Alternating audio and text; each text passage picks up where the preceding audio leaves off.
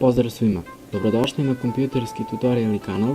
U ovom klipu ćemo pričati o tome da li treba otpakovati ISO file i da li je to potrebno.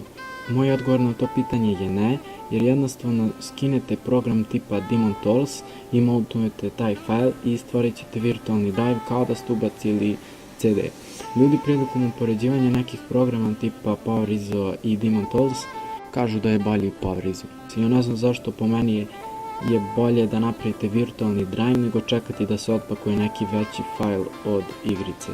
Tako da odgovor na pitanje da li je potrebno otpakovati ISO file, moj odgovor je ne, jer nema nikakvu svrhu raditi to ukoliko možete to uraditi na lakši i jednostavniji način.